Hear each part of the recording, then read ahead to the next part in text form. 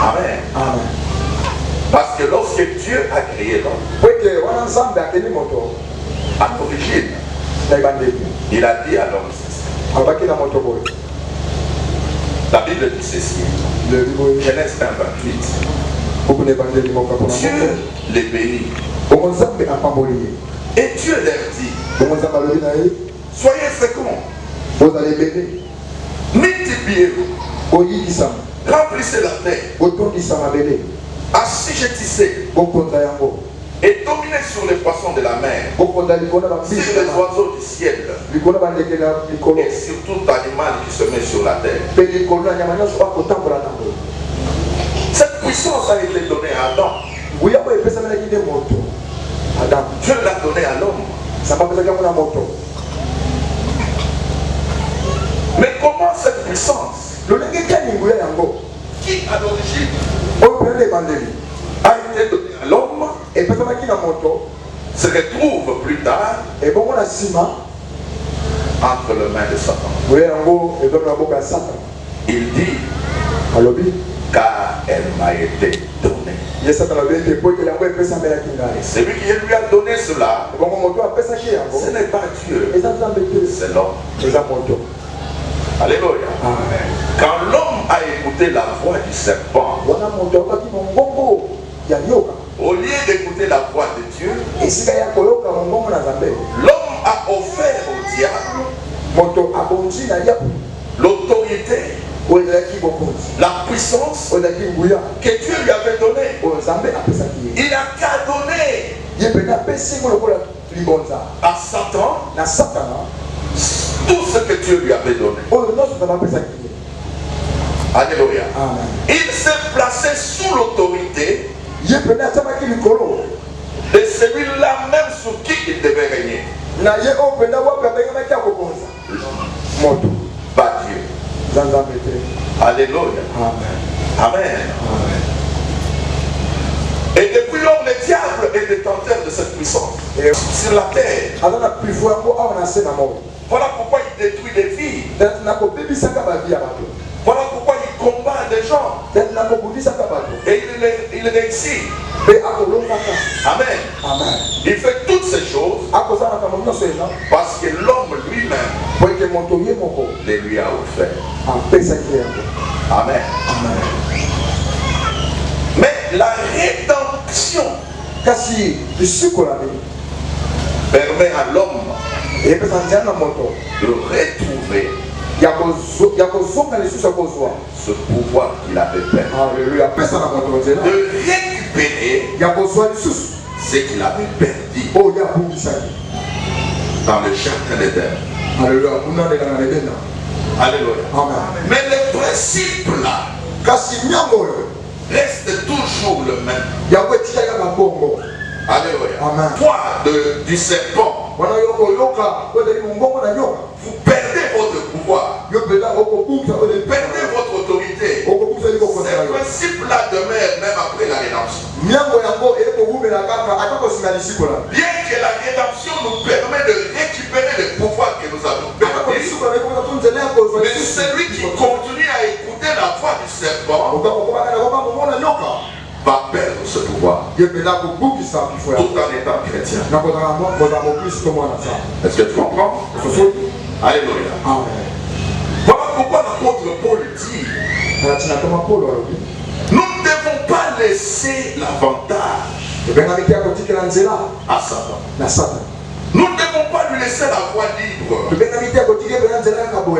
devons pas lui ouvrir le chemin dans nos vies. Nous ne devons pas lui ouvrir les portes de nos maisons. Nous ne devons pas lui ouvrir les portes de la vie de nos enfants. Nous ne devons pas lui ouvrir les portes de nos églises. Nous ne devons pas le faire. Si nous le faisons, nous allons perdre le pouvoir. Alléluia. Amen. Il y a des choses à ne pas faire. Si tu le fais, tu lui donnes le pouvoir. Alléluia. Quand David va tout faire. Et il y a des choses à faire. Si tu le fais, tu lui empêches d'agir dans ta vie. Vous comprenez? C'est comme un couteau à double tranchant. Il y a des choses à ne pas faire. Si je fais cela, il va avoir le pouvoir sur moi. Il va avoir le pouvoir sur ma maison. Il va avoir le pouvoir sur mes enfants. Il va avoir le pouvoir dans mon église. Si nous faisons ces choses. Et il y a de l'autre côté des choses à faire pour l'empêcher d'opérer, l'empêcher d'avoir l'avantage sur nous, l'empêcher de nous malmener. Alléluia. Amen. Parmi les choses à faire, ou les choses à ne pas faire plutôt, et qui fait que Satan ait l'avantage dans la vie des hommes, c'est de mener une vie sans Jésus. Alléluia. De vivre sur cette terre sans Jésus. De vivre sur cette terre sans accepter la rédemption que Jésus a apportée ici-bas. Alléluia. Un homme sans Jésus est à la merci de Satan. Alléluia. Un homme, une femme sans Jésus, les sorciers, les occultistes, les marabouts peuvent tout faire dans ça. Alléluia. Vivre sa vie en dehors de Christ, en dehors de la parole de Dieu, vous expose. Alléluia. Si jusque-là, c'est ainsi que vous menez votre vie, il est grand temps de réajuster les choses. Alléluia. Grand temps de mettre sa vie en ordre. Alléluia. D'accepter l'unique sauveur qui peut faire que au lieu que tu sois en dessous, que ce soit toi qui est au-dessus. Alléluia. Qui peut faire que au lieu que Satan puisse te malmener, qu'il ait peur de toi. Ne vis jamais une vie sans Jésus. Et quand on parle de la vie sans Jésus, ou de la vie avec Jésus, ce n'est pas un simple slogan. Comme les gens ont l'habitude de le dire aujourd'hui.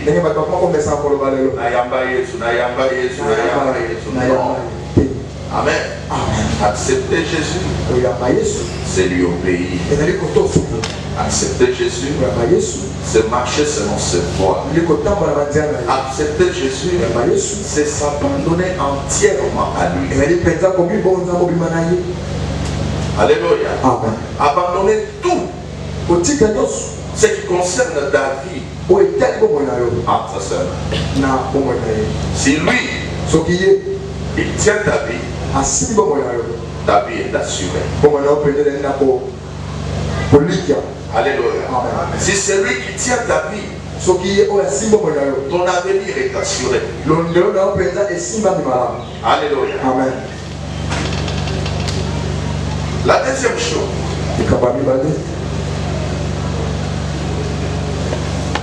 c'est de vivre une vie de sanctification.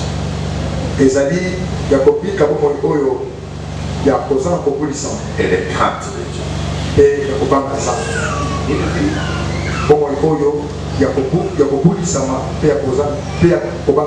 Amen.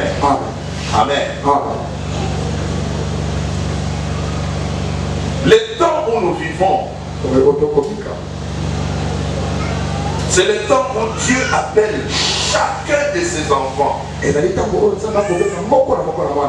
à mener une vie de sainteté. Alléluia. À vivre dans la sanctification. 1 Pierre 1,15, la Bible dit: soyez saints comme votre Père Céleste est saint. Les temps où nous vivons, c'est le temps où il faut s'éloigner du péché. Je l'ai dit tout au long de cette année, et je le répète, ce n'est plus le temps de jouer avec les choses de Dieu. Ce n'est plus le temps de blaguer avec la vie chrétienne. C'est le temps de se séparer du mal. C'est le temps de s'éloigner du péché. Le péché intérieur et le péché extérieur. Se sanctifier à l'intérieur et se sanctifier à l'extérieur. C'est ça la sanctification. Alléluia. Une assiette lavée seulement de l'extérieur et qui n'est pas lavée de l'intérieur n'est pas propre. Et une assiette on a lavé seulement à l'intérieur et on a laissé l'extérieur n'est pas propre. Alléluia. C'est sanctifié. C'est se sanctifier de l'intérieur et se sanctifier de l'extérieur. Alléluia. Là, le diable ne pourra rien contre. Alléluia. Beaucoup de vies sont dérangées. Tout simplement parce qu'ils ont lavé leur vie que de l'intérieur. Et même lorsque nous parlons de l'intérieur, il y a encore beaucoup de choses à faire. Alléluia. Beaucoup. Voilà pourquoi les gens prient. Il y a des gens qui vous disent: je prie comme si je ne prie pas. Je prie c'est comme si Dieu ne m'entend pas. Non. La vie chrétienne, c'est une vie de sainteté. Dieu appelle tout homme en ce temps de la fin à la sainteté. À s'éloigner du péché, à s'abstenir du mal, quel que soit le prix. Parce que bientôt, la tempête va sonner.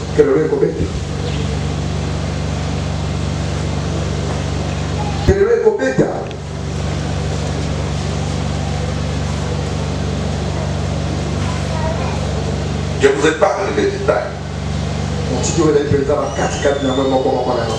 Alléluia. Pour que l'ennemi ne prenne pas les dessus sur nous, il faut se séparer du monde. Se séparer de la mondanité.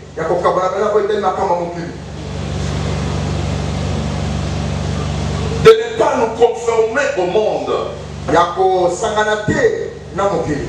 Romains 12, verset 3. Dieu nous appelle à ne pas nous conformer à ce siècle présent. Bien que nous vivons dans le monde, ne prenons pas ce monde comme modèle. Notre modèle, c'est Jésus. Il est notre modèle de vie. Alléluia. Amen. Séparons-nous du monde. Tu ne peux pas vivre selon le monde et vaincre Satan. Impossible. Et même lorsque tu penses que tu l'as vaincu, en réalité tu ne l'as pas vaincu. Alléluia. solo ozali aye. Pourquoi la Bible dit que celui qui pêche est du diable? Si quelqu'un vit selon ce monde,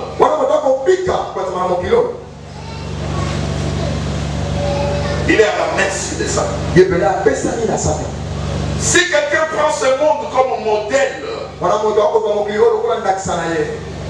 et il marche selon ce monde, il court à sa perte. Et surtout pas en ce temps. Surtout pas maintenant. Alléluia. Amen. C'est un danger permanent. Et danger que de vivre en ce temps selon le monde. Alléluia. Tu mets ta vie en danger. Tu mets ton éternité en danger. Alléluia. Amen. Séparons-nous du monde. Sortons du système de ce monde.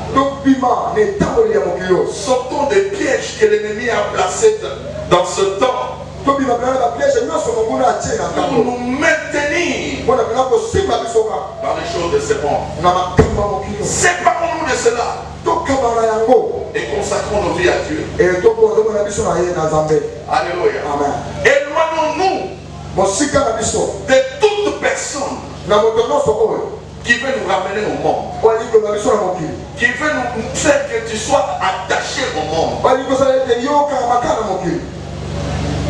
C'est un envoyé de Satan contre ta vie. Même si c'est ton meilleur ami, sépare-toi de lui.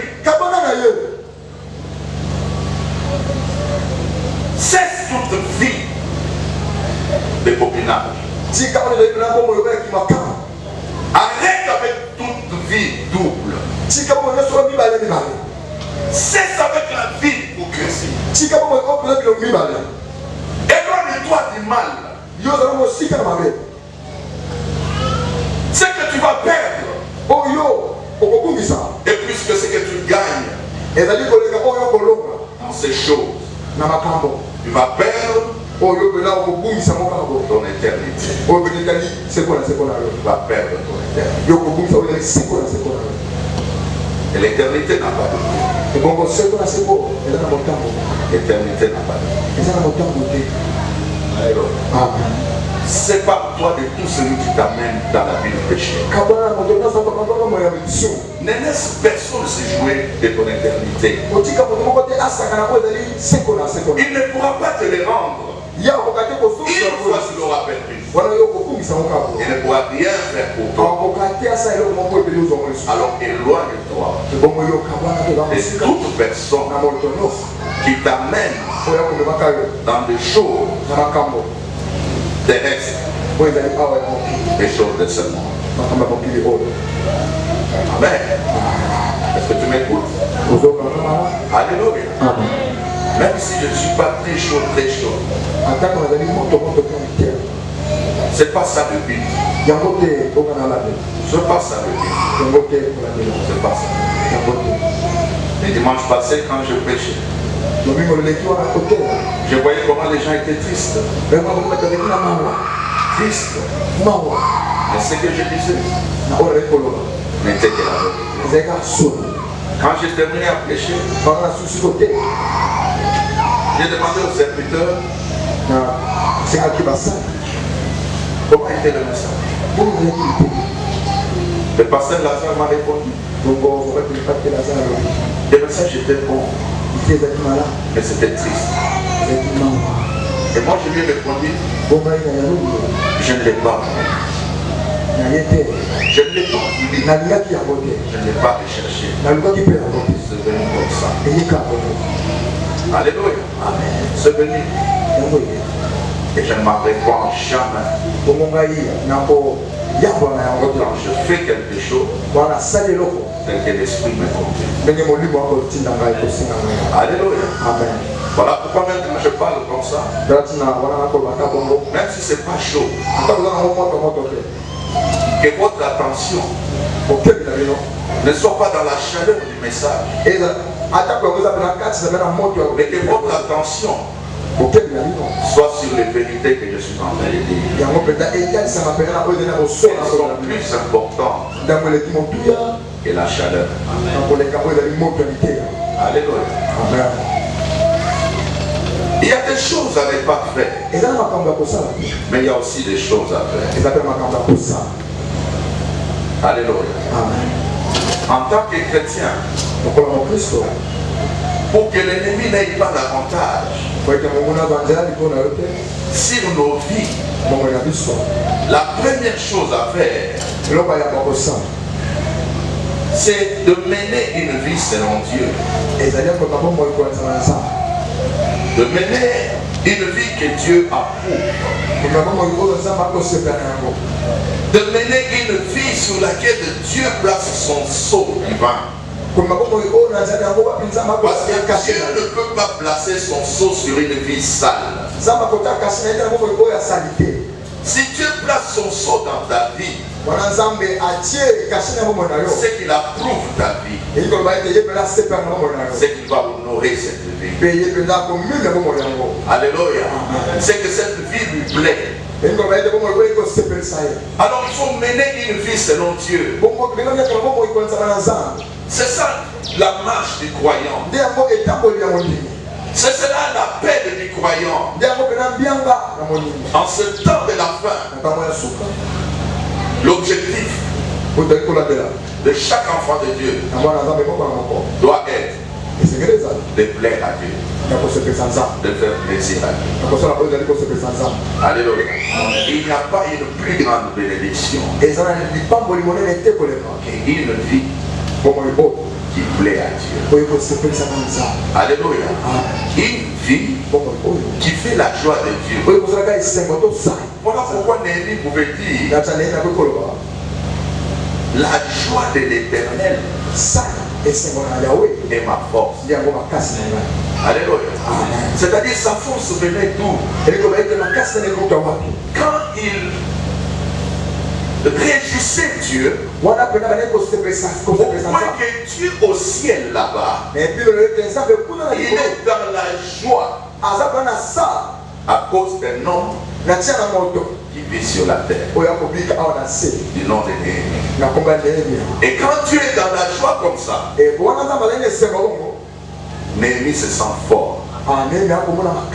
Il dit que la joie de l'Éternel, c'est ma force. Ta force sur cette terre, c'est la joie de Dieu. Quand Dieu trouve plaisir à ta vie sur cette terre, ça c'est la force absolue. Toute une armée pourra te combattre. Alléluia. Mais aussi longtemps que tu fais le plaisir de Dieu, personne ne pourra te faire. Alléluia. Amen. Les sorciers de ta famille peuvent se lever contre toi. Aussi longtemps que tu fais la joie de ton Créateur, l'ennemi ne pourra rien contre toi. Alléluia. Amen. Cherche à faire plaisir à Dieu. Accomplis chaque jour des choses qui réjouissent le cœur de Dieu. Alléluia. Amen. Et tu seras fort. Tu seras un vaillant guerrier. L'ennemi se dressera contre toi, mais il ne pourra rien. Alléluia. Amen.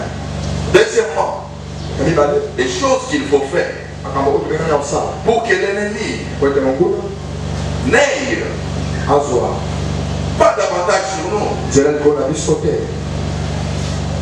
c'est mener une vie de consécration. Alléluia. Amen. Consacrons-nous à Dieu. Soyons des hommes et des femmes voué à l'éternel. Offre ton corps à Dieu en ce temps de la fin comme une offrande de bonne odeur sur son autel. Alléluia. Amen. Vous savez quoi? Oui. Je vais vous dire une chose.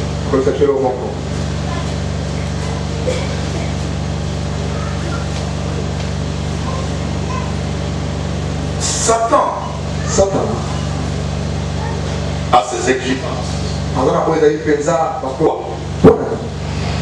Pour deux raisons.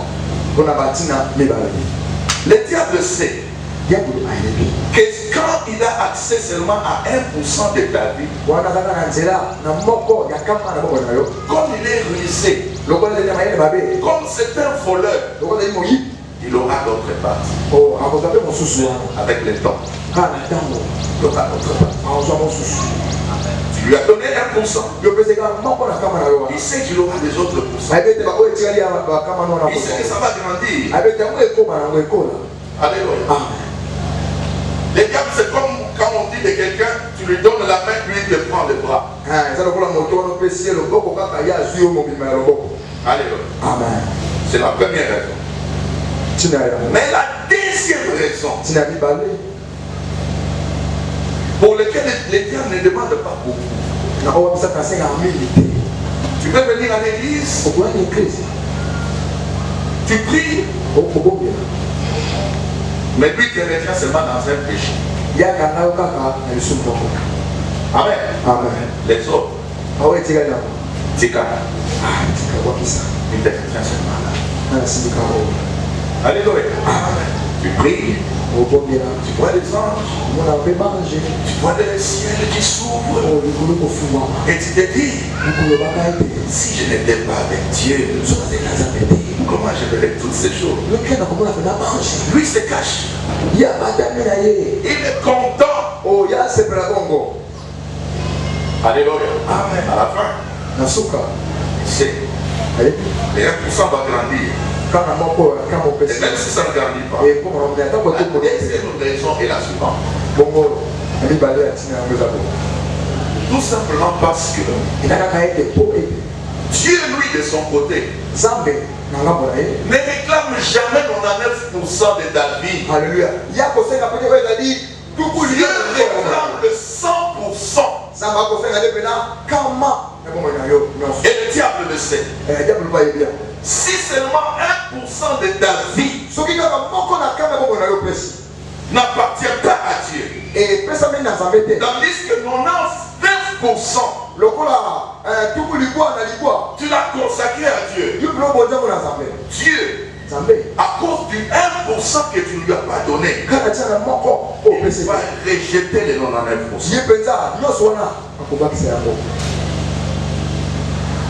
Allez. Ça semble être sévère. Mais c'est comme ça que Dieu agit. Dieu ne nous demande pas de se donner à lui en partie, à moitié. Non! Que personne ne te trompe. Les simples feux, tu te trompes parallèlement. Oyamba Yesu veut dire lui obéir. Celui qui ne lui obéit pas à Yamba Yété. Alléluia. Mais il ne peut pas là. Il peut te dire que quand je priais hier, Dieu m'a parlé. C'est bien. Il peut te dire tout un tas de choses. Mais appartenir à Dieu exige de lui donner sa vie dans la totalité. La Bible dit, tu aimeras le Seigneur ton Dieu de tout ton cœur, de toute ton âme et de toute ta force. Alléluia. Papa. Alors ne mène pas une vie chrétienne en base. Le diable aura accès à ta vie. Alléluia. Ne mène pas une vie chrétienne en partie.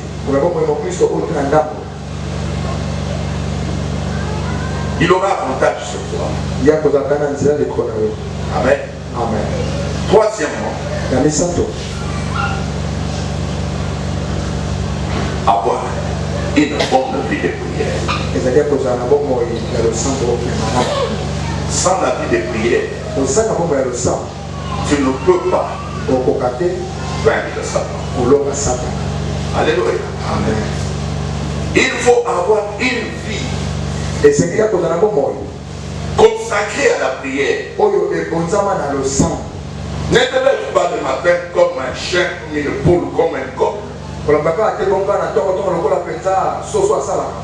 eux, ce sont des animaux, ils se réveillent sans prier, sans quoi la journée commence. Non. Toi, tu as été créé à l'image de Dieu.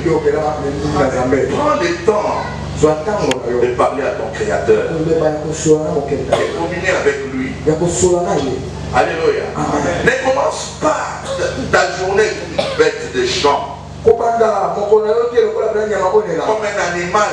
Tu n'es pas un animal. Tu as été créé à l'image de Dieu. Alléluia. Prends du temps de prier. Même si tu es occupé à cause de tes études, à cause de ton travail, crée du temps pour Dieu. Un homme ne doit pas manquer du temps pour son Créateur. Tu as le temps de causer avec les amis. Tu as le temps de causer avec celui-ci ou celui-là. Comment tu peux manquer le temps de causer avec ton Dieu? Et surtout, comment tu peux commencer une journée sans Dieu? Commencer une journée sans Dieu, c'est s'exposer. Alléluia. Amen. Parce que n'importe quoi peut arriver.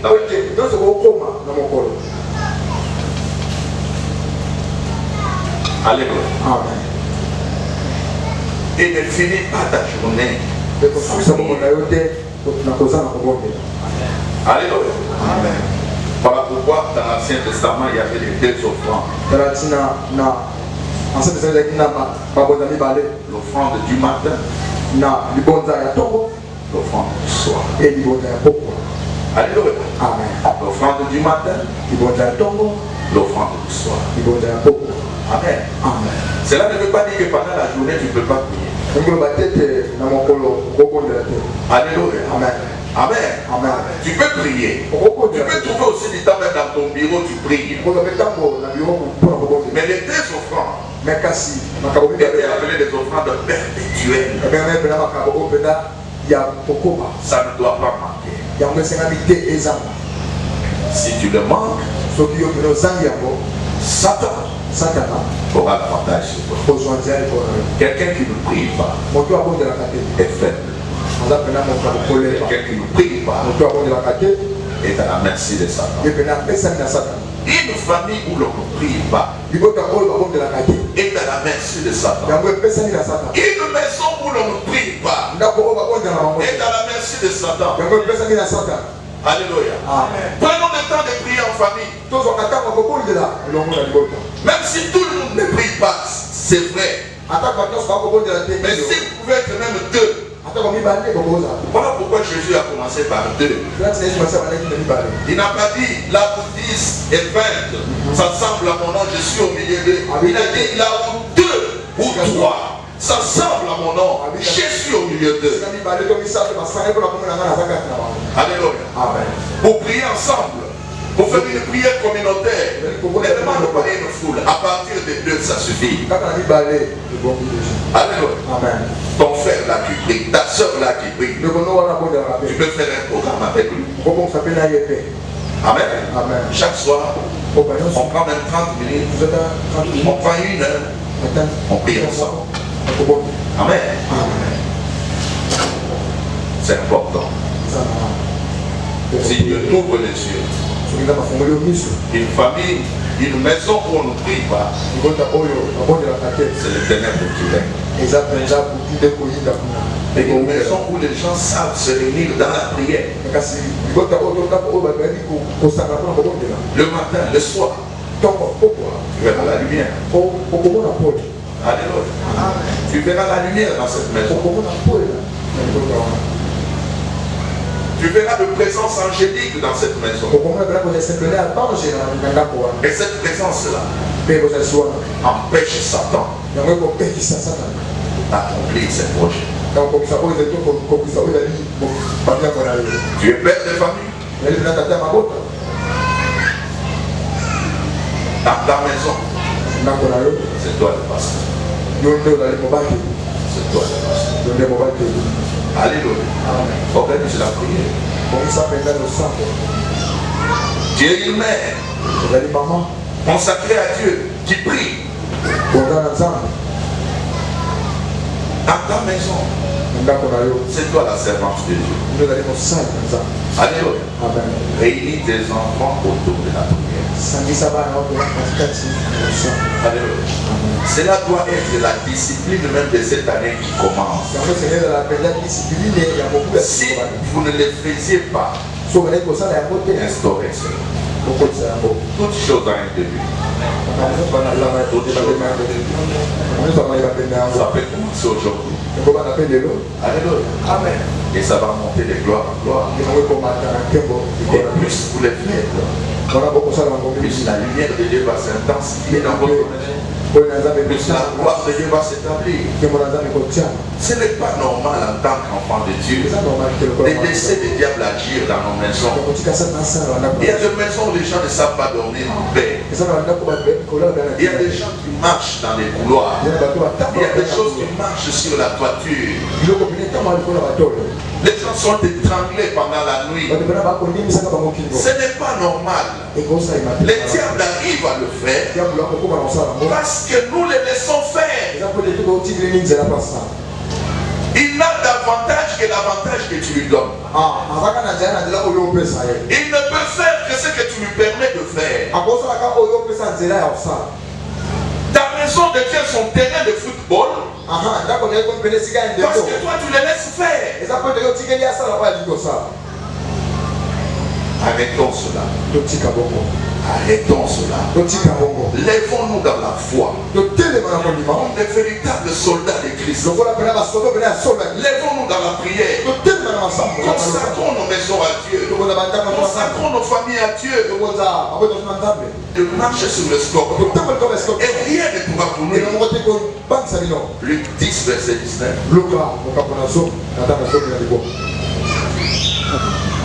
Alléluia. Amen. Quatrièmement, c'est l'étude de la parole de Dieu. Alléluia. Amen. La Bible, c'est la nourriture de l'âme. La Bible dit dans Matthieu 4, verset 4, que l'homme ne vivra pas de pain seulement, mais de toute parole qui sort de la bouche de Dieu.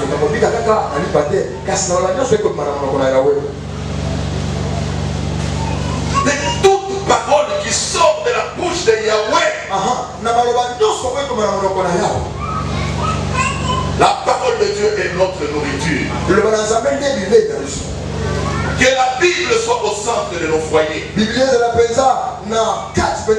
Au centre de nos vies. Alléluia. Amen. Partageons la parole de Dieu dans nos familles. Que la Bible ne soit pas le livre que l'on ouvre que le dimanche. Que l'on cherche que le dimanche. Lisons la parole de Dieu chaque jour.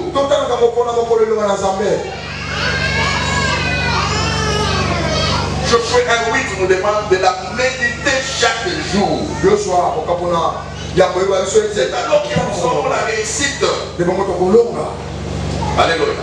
La victoire est possible lorsque la parole de Dieu est au centre de la vie.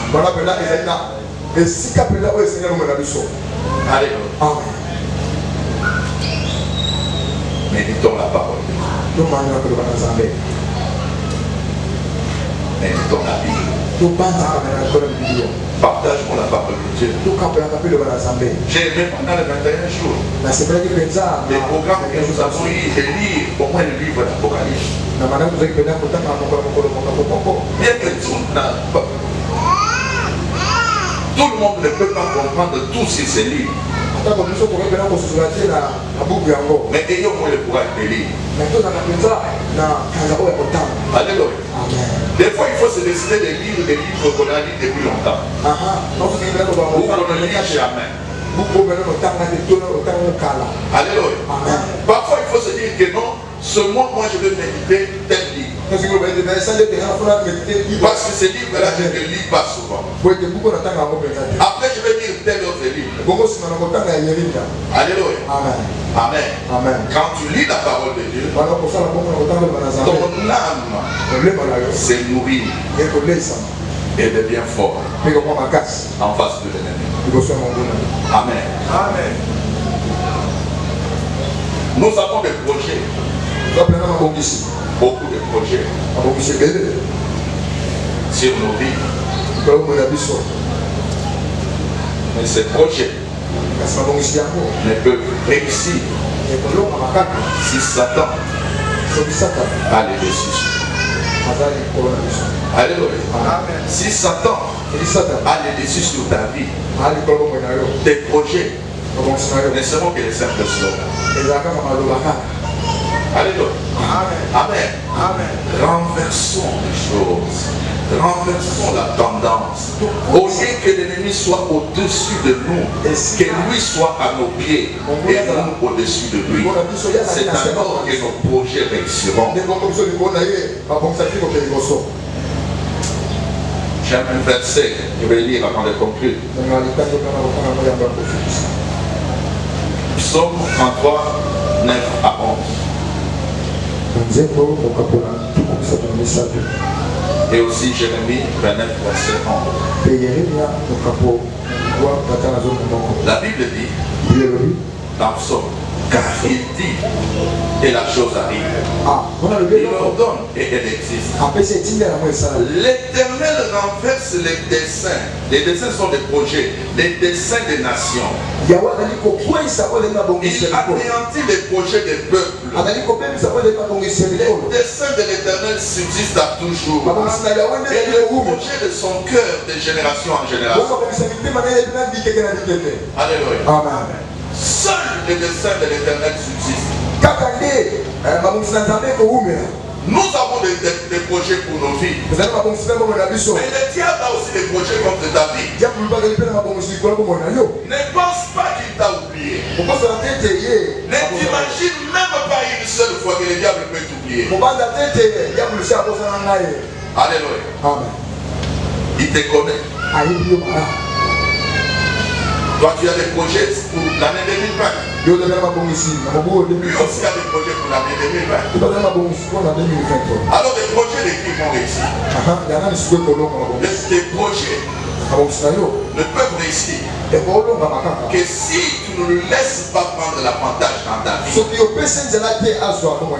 Alléluia. Mais si tu le laisses prendre l'avantage dans ta vie, c'est le contraire que tu vas vivre. Alléluia. On peut beaucoup prier pour toi. On peut faire des déclarations pour toi. Des déclarations prophétiques de ceci, de cela. Mais si tu laisses toi-même, tu ouvres les portes et tu laisses Satan prendre les dessus sur toi, c'est la catastrophe. Tu vas vivre les contraires de tes projets. Mais si tu t'élèves dans la foi, tu te dis je suis un enfant de Dieu. J'ai été créé à l'image de Dieu. Cette année, je vais marcher dans une nouvelle vision. Je vais mener une vie de sainteté. Plus de copinage. Plus d'une vie double. Plus de questions de s'enfermer dans la chambre et suivre de mauvais films qui détruisent ta spiritualité. Plus question de regarder les films pornographiques. Plus question de se masturber. Plus question de faire ceci ou de faire cela. J'arrête avec toute mauvaise vie et je consacre ma vie entièrement à mon Créateur. Si tu mènes et t'aimes, tu t'éloignes du mensonge, tu t'éloignes de l'escroquerie. Tu t'éloignes d'une vie double. Tu t'écartes du péché. Le péché, c'est pas pour nous. J'aime cette parole-là, je me le dis souvent. Je dis le péché, c'est pas pour nous. Alléluia. Amen. Je le résiste dans mes prières. Même quand le péché vient frapper à la porte de mon cœur, je le rejette. La Bible dit, abstenez-vous de toute espèce de mal. N'admets aucun mal dans ta vie. Le péché fait reculer ta vie. Le péché t'amène en arrière. Le péché t'empêche de gagner les choses que Dieu pouvait te donner même maintenant. Mais parce que tu as une vie de péché, ça se repousse à un calendrier grec. Pourtant tu pries.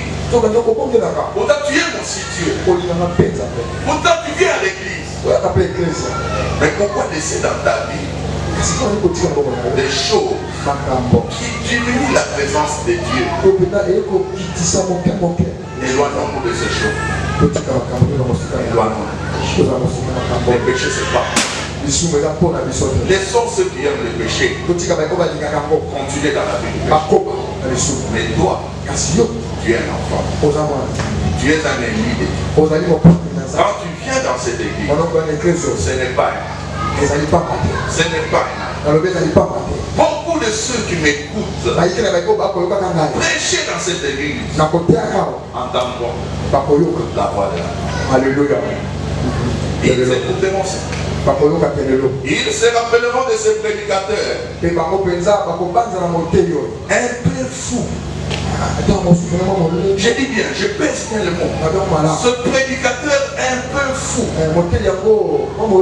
arrivé à un moment de son ministère, il a prêché des choses qu'il ne prêchait pas avant, et on l'a trouvé un peu fou. N'oubliez pas les prédications de ce prédicateur un peu fou. Trouvez le pasteur Lazare. Mettez sa main dans une flash. Un jour, tu en auras besoin. Quand tu seras en train de courir de chambre en chambre, de pièce en pièce, en se disant que c'est arrivé, c'est arrivé, il le disait, c'est arrivé. C'est cette vision que Dieu me montre. Ça fait 2 jours, je vois des gens courir dans leur chambre, au salon. Ils sont en train de courir d'une pièce à une autre. Parce que c'est arrivé. Retenez bien ça. Ce prédicateur qui s'est assemblé un moment perdre la raison. Parce qu'il a tellement aimé le ciel. Il a refusé l'enfer. Il n'a pas tenu compte de la réputation. Ni quand dira-t-on. Il n'a pas cherché les honneurs. Il n'a pas cherché la gloire. Il a proclamé la vérité. Cette année, dans cette église, la vérité a été prêchée. La vérité a été prêchée. Et ce qui est triste, la vérité n'est jamais populaire. Alléluia. Amen. La vérité n'est pas populaire. Parce que les gens regardent. Et ça, il a changé la doctrine. Doctrine, les gens qui l'ont quitté. N'a la lettre qui l'ont quitté. Amen. Même Mandoki.